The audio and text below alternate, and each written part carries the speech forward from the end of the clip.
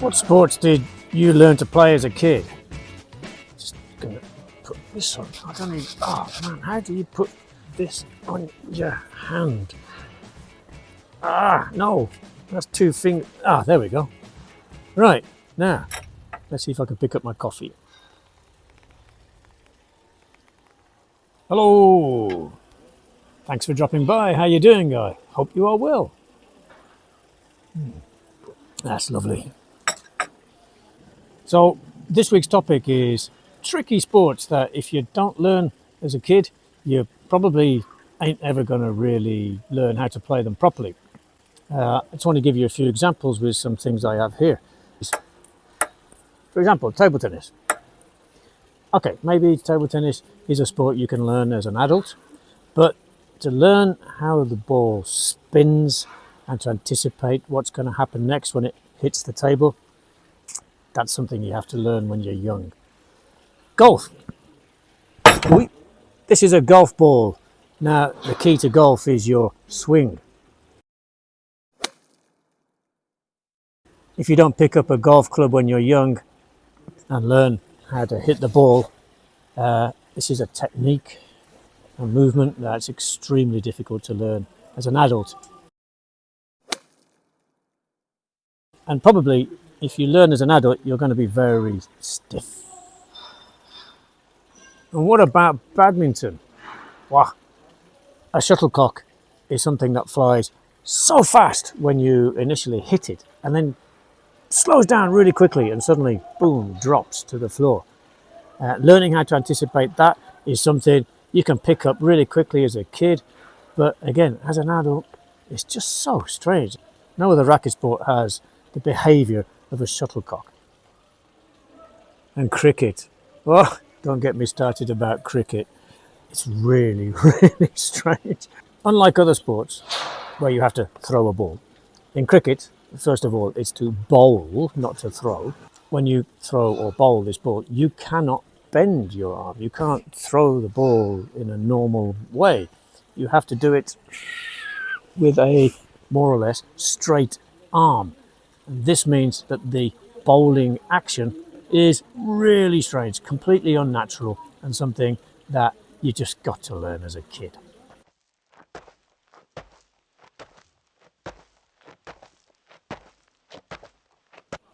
And last but not least, darts. You have to throw the dart like this. If you start doing this, you're not going to even hit the board, let alone the number or the treble or the double you need to win the match.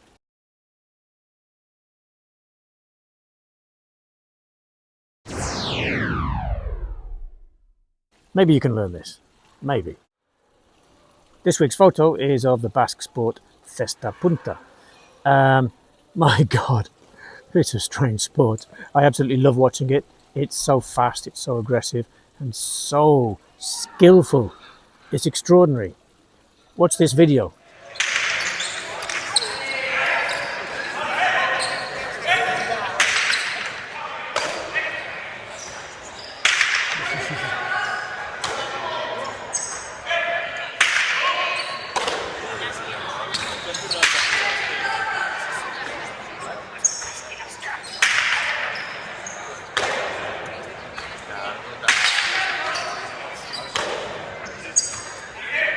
If you don't learn how to play that sport as a kid, you're never going to play it, ever.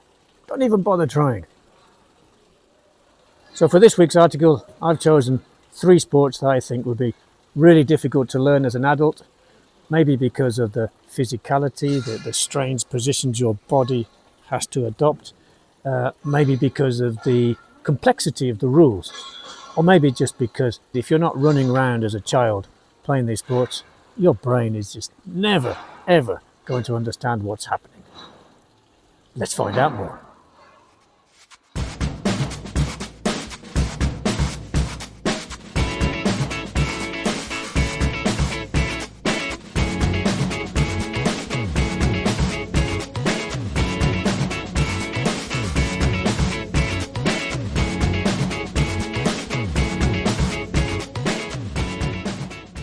Welcome to today's deep dive.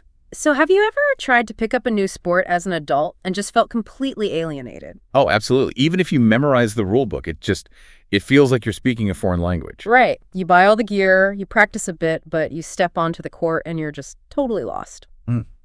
Okay, let's unpack this. Today, our mission is exploring this fascinating article about childhood sporting osmosis.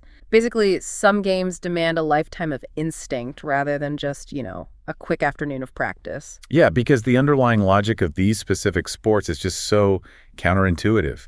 I mean, if you don't absorb them while your brain is still highly plastic, which is usually before age 10, the game completely resists you. So let's start with snooker. It was born among British Army officers in India and is now just booming across Asia. Right, and the basic mechanics are that you alternate potting 1-point red balls and then colored balls worth 2 to 7 points. Yeah, it's literally like playing chess, but you have to physically throw the pieces into exact positions on the board. That is a great way to put it. The spatial reasoning required is just punishing. I mean, because of the cue ball's momentum, a single millimeter of misjudgment in your force or angle. It doesn't just mean a missed shot. Right. Exactly. It completely sets up your opponent to clear the table. Which brings me to something I really don't get. Why on earth would a player deliberately choose not to pot an obvious easy ball? What's fascinating here is this concept of safety play. To an outsider, skipping an easy shot makes no sense. Yeah, it looks like a total blunder. But they're actually calculating that the risk of missing the subsequent shot is too high. So they just, tap the cue ball to trap the opponent without a viable shot instead. Oh, wow. So they're playing defense? Exactly. Those grueling, slow tactical exchanges are the actual core strategy. A lifelong player doesn't even consciously calculate those angles anymore. Because they've spent their childhood building like a mental geometry engine. Right. They just intuitively see the trap. Okay, so snooker relies on this slow, mental, tactical game. But what happens when we transition to pure, terrifying physical speed? Well, then you're talking about cesta punta. Yes, the Basque tradition. They use a curved wicker basket strapped to the hand to whip this hard 140-gram ball against 3 walls. Yeah, and the basket acts as a mechanical extension of the arm. It uses centrifugal force and extreme leverage. Wait, but the source says the ball travels up to 300 kilometers per hour. Human reaction time isn't that fast. It really isn't. I mean, by the time the light hits your retina and your brain registers the ball bouncing off the wall, it's already past you. You literally cannot think fast enough to catch that. You're completely right. And this is exactly why it must be learned in childhood. You don't react, you predict. Oh, so technique has to become pure muscle memory before it becomes conscious knowledge. Exactly. Kids who grow up playing cesta punta are basically training their central nervous system to run these predictive physical models. That is insane. Yep. Before the opponent even releases the ball, a seasoned player's body is already moving to where it will be, based purely on the micro-movements of the opponent's shoulder. Wow, okay. So, transitioning from a sport reliant on high-speed equipment, let's look at one relying purely on the human body and breath. Kabaddi. Oh, Kabaddi is fascinating. Yeah. It's a South Asian village game, basically a 7-on-7 tag match. Right, where a raider crosses into the defender's territory to tag them. But historically, the raider had to do the entire attack on a single breath, constantly chanting Kabaddi. Yeah, to prove they weren't inhaling. And that breath holding isn't just some weird quirk. It's actually the functional timing mechanism of the sport, right? Exactly. The physical stress of operating on depleting oxygen dictates this erratic, chaotic logic of the attack. And the defenders are constantly reading that fading breath to time their counter-ambush. But here's my question.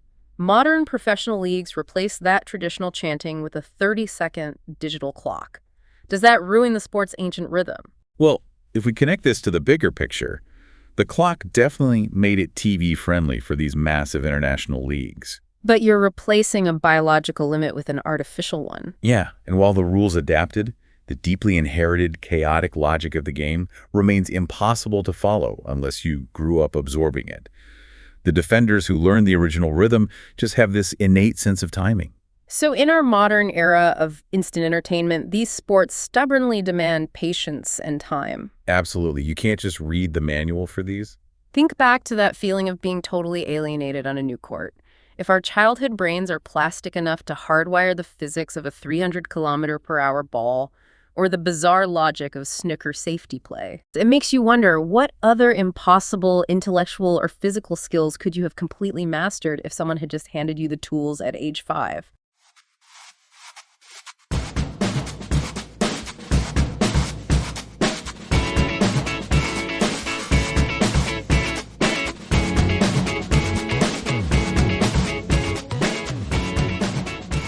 Chat about these questions and write down your opinions and ideas. 1. Describe the picture in as much detail as possible. Have you ever played cesta punta? Would you like to? 2. What sports do you enjoy watching but would never want to play? Explain why. 3. Should sports adapt their rules or style to attract new audiences, or does that risk losing their essence? 4. Are local or traditional sports an important part of cultural identity? What is lost if they disappear? 5. What sports can older people enjoy? What activities can help you physically and mentally as you age?